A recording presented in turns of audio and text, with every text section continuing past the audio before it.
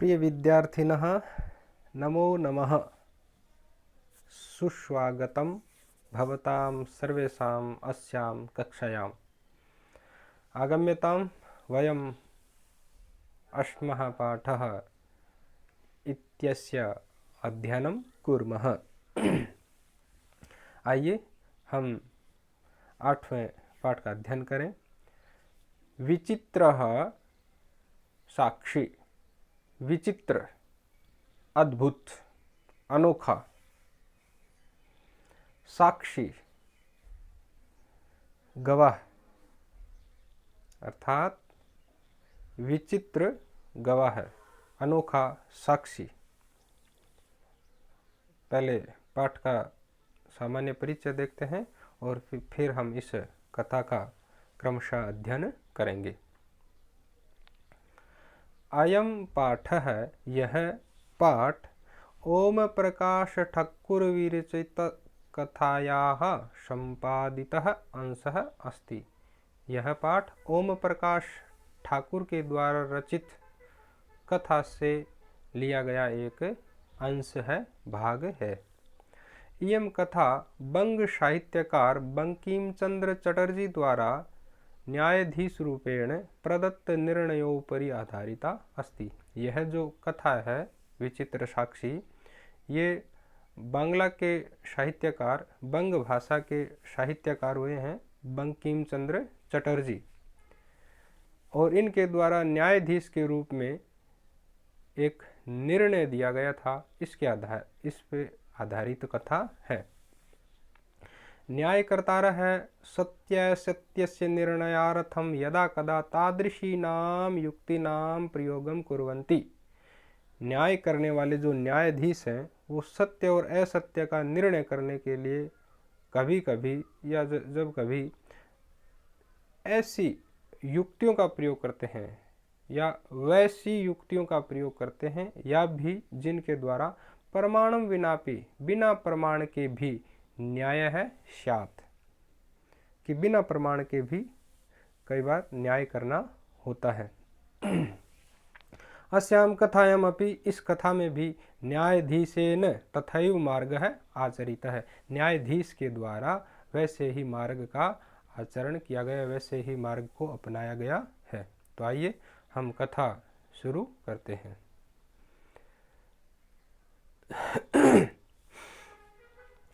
कश्चन, कोई, निर्धनः, निर्धन व्यक्ति, भूरि, अत्यधिक, परिश्रम करके, किंचित, कुछ, वित्तम उपार्जितवान, वित्त उपार्जित करता है। कोई निर्धन व्यक्ति अत्यधिक परिश्रम करके थोड़ा धन है वो अर्जित करता है। तेन वित्तेन, उस वित्त से, उस प्राप्त किए गए धन से, स्वपुत्रम, अपने पुत्र को, एकस्मिन, एक, महाविद्यालय में, प्रवेशम दापयितुम, प्रवेश दिलवाने के लिए, सफल हो जाता है, सफल हो गया। यानी अर्जित किए गए उस थोड़े से धन से अपने पुत्र को एक महाविद्यालय में, कॉलेज में प्रवेश दिलाने के लिए वो सफल हो गया, अर्थात उसने अपने बेटे का एडमिशन जो है, प्रवेश जो है वो महाविद्यालय में करवा दिया। तत्तनयः, उसका पुत्र, तत्रैव छात्रावासे निवसन अध्ययने संलग्नः समभूत, उसका पुत्र तत्रैव, वहीं पर, छात्रावास में, निवसन, निवास करते हुए, अध्ययने संलग्नः समभूत, अध्ययन में संलग्न हो गया, यानी वहीं पर वो एक छात्रावास में रहने लगा और पढ़ाई करने लगा। एकदा सह पिता, एक बार उसके वह पिता, तनुजस्य रुग्णताम आकर्ण्य व्याकुलो जाता है, अपने पुत्र की रुग्णता के बारे में सुन करके व्याकुल है जाता है, व्याकुल हो गया। यानी एक बार वह पिता अपने पुत्र के रोगी होने की बात सुनकर के बहुत व्याकुल हुए, दुखी हुए। पुत्रम द्रष्टुम, पुत्र को देखने के लिए, च प्रस्थित है, पुत्र को देखने के लिए प्रस्थान किया। परम अर्थकार्येण पीड़ितः स बस यानम विहाय पदातिरेव प्रचलत। लेकिन अर्थ की कमी होने के कारण, धन नहीं होने के कारण पीड़ित हुआ, दुखी हुआ वह बस यान को छोड़ करके पदातिरेव प्रचलत, पैदल ही चल दिया। धन की कमी थी, बस आदि में जाने में वो असमर्थ था, इसलिए वो पैदल ही चल दिया। आगे कहा पदाति कर्मेण संचलन, यानी वो पैदल चलते हुए सायं समय अपि असौ गंतव्यात् दूरे आसीत्, शाम हो गई और शाम के समय हो जाने पर भी असौ यानी वह गंतव्यात् दूरे आसीत्, अपने गंतव्य से दूर था। अर्थात वो अभी पैदल चलता जा रहा था, लेकिन अभी महाविद्यालय है जो पहुंचा नहीं था।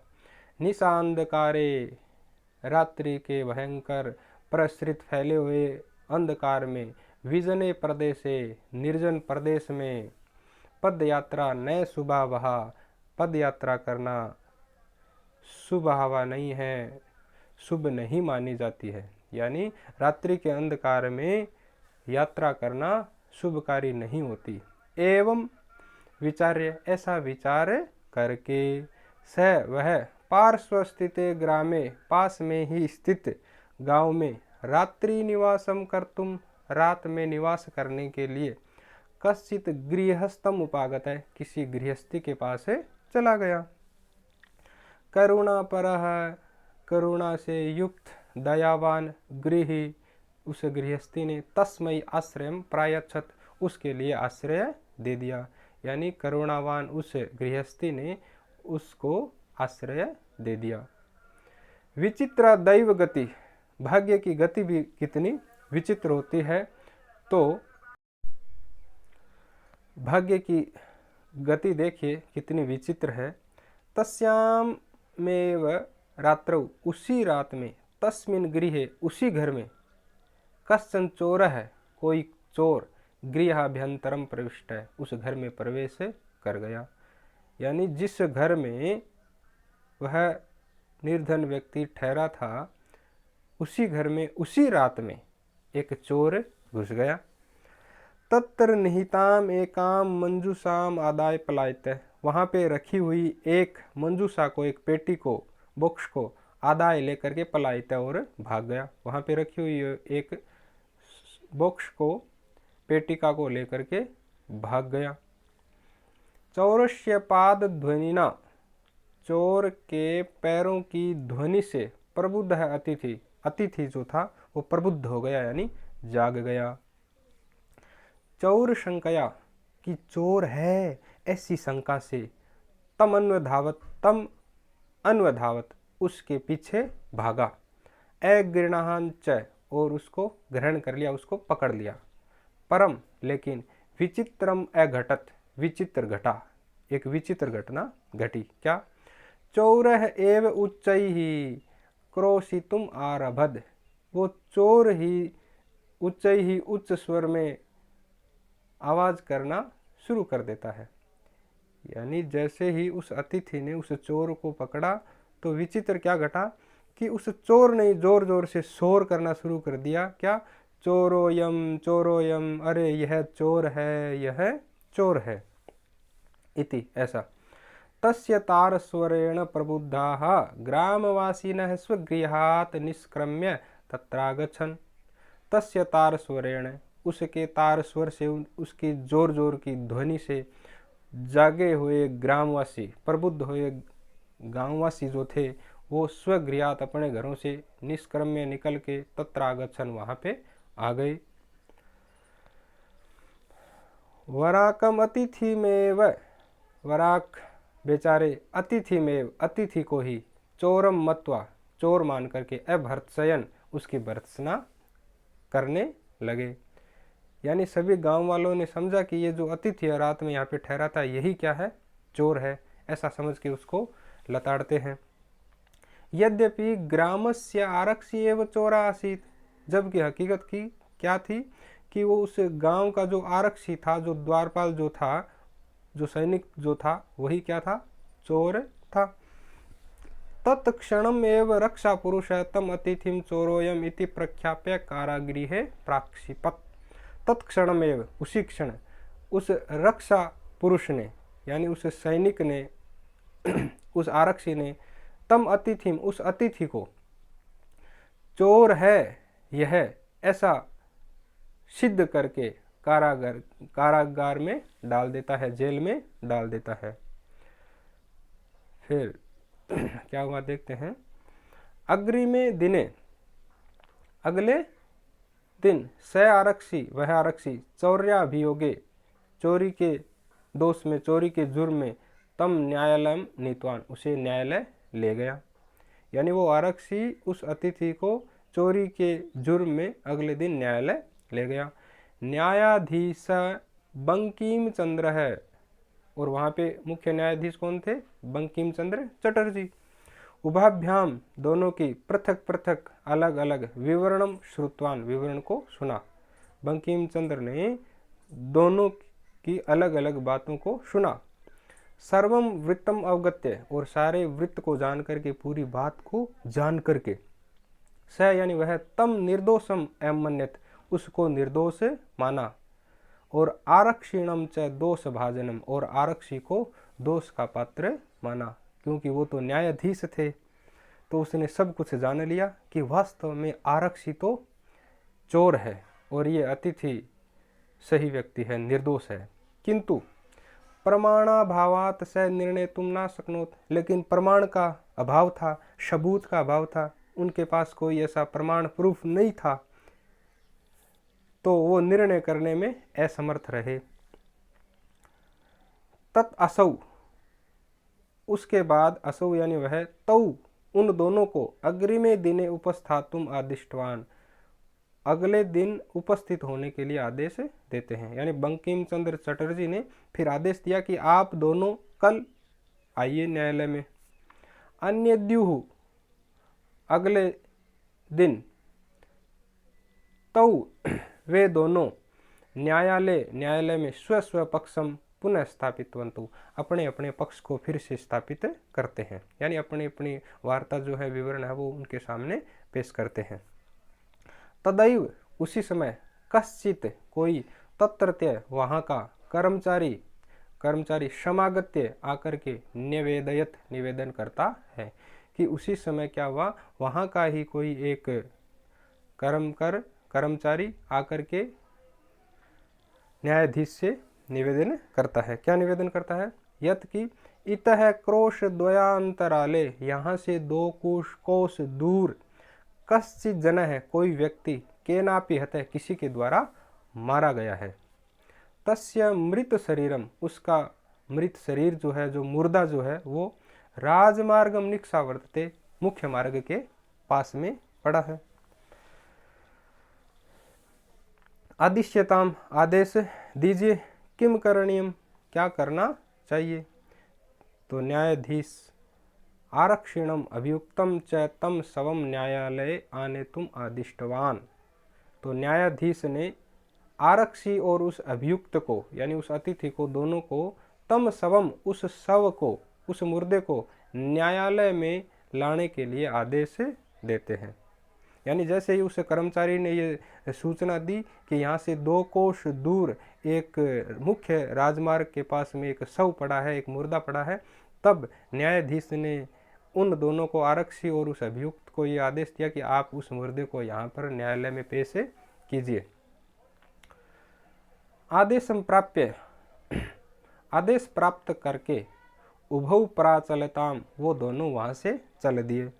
तत्रोप्यत्य, वहाँ जाकर के, काष्ठपटले, काठ के तख्त पर, लकड़ी के बने हुए उस पटल पर निहित रखे हुए, पटाच्छादित, पट से आच्छादित, कपड़े से ढके हुए, देहम, देह को, स्कंदेन वहन्तौ, अपने कंधों पर वहन करते हुए, न्यायाधिकरणम प्रति प्रस्थितौ, न्यायालय की ओर प्रस्थान करते हैं।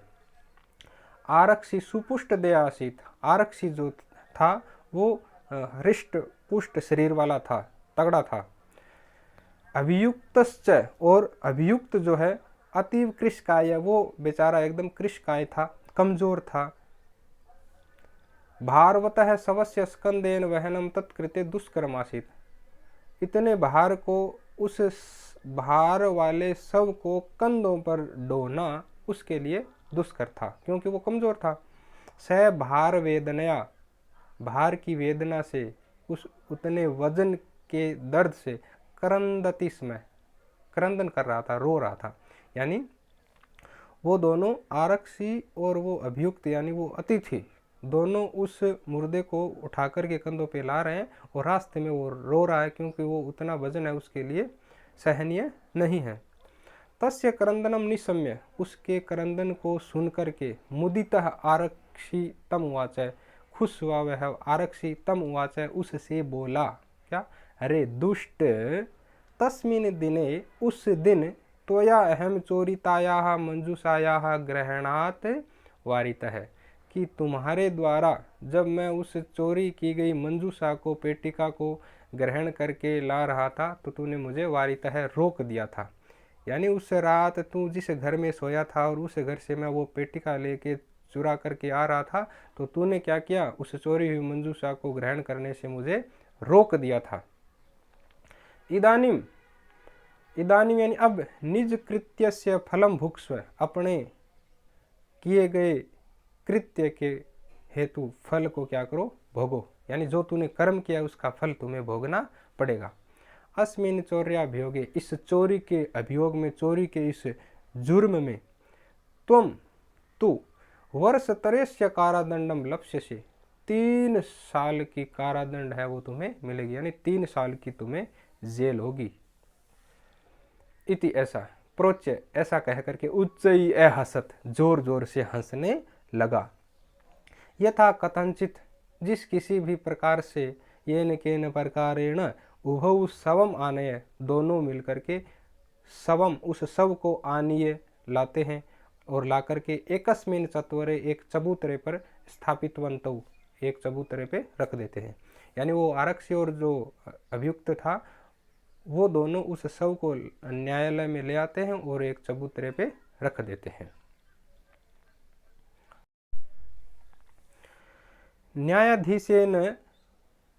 न्यायाधीशेन पुनस्तौ घटनायाः विषये वक्तुमादिष्टौ, न्यायाधीश के द्वारा पुनः फिर से तौ, उन दोनों को, घटनाया विषय, घटना के बारे में, वक्तुम आदिष्टौ, बोलने के लिए कहा। अब न्यायाधीश फिर पूछते हैं भी, अब बताओ क्या बात हुई थी।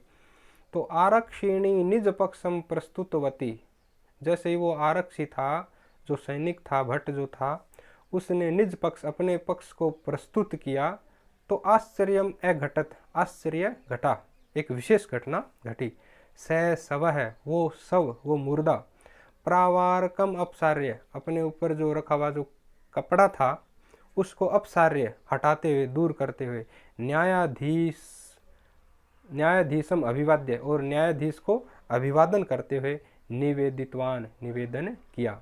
क्या, मान्यवर, एतेन आरक्षिणा, इस आरक्षी के द्वारा, अध्वनि मार्ग में, यदुक्तम, जो कहा गया, तद वर्णयामि, मैं उसका वर्णन करता हूँ। यानी यहाँ पे बंकिम चंद्र चटर्जी के द्वारा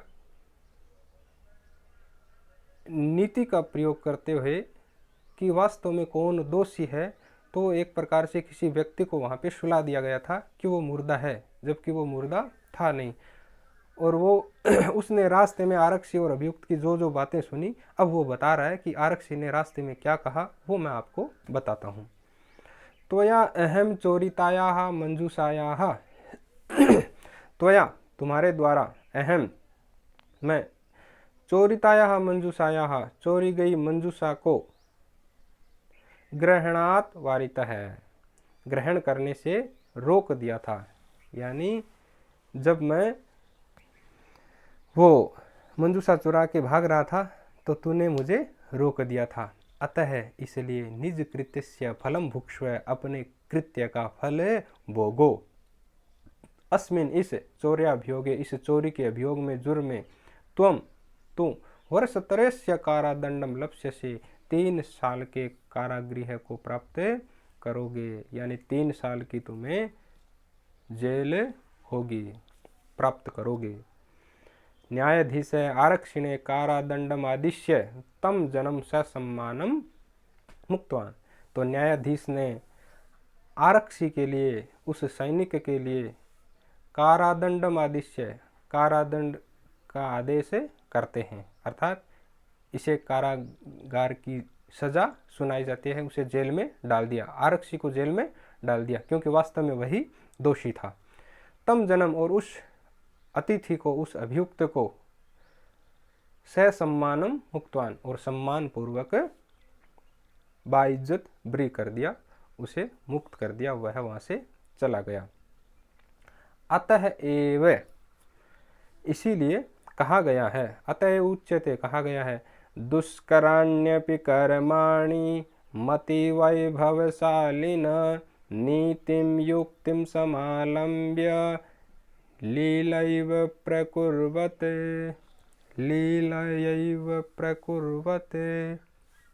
अर्थात मति वैभवशालिनः, बुद्धिशाली लोग, विद्वान लोग, धीमान लोग, दुष्कराणि अपि, दुष्कर अर्थात कठिन से कठिन, कार्याणि कर्माणि, कठिन से कठिन काम को भी, यानी बुद्धिमान लोग कठिन से कठिन काम को भी, कार्य को भी, नीतिम युक्तिम समालंबे, नीति और युक्ति का समालंबे सहारा लेकर के, लीलयैव, लीलया एव, लीला में ही, लीला लीला में ही, अर्थात क्रीड़ा क्रीड़ा में ही, खेल खेल में ही, प्रकुर्वते, कर देते हैं।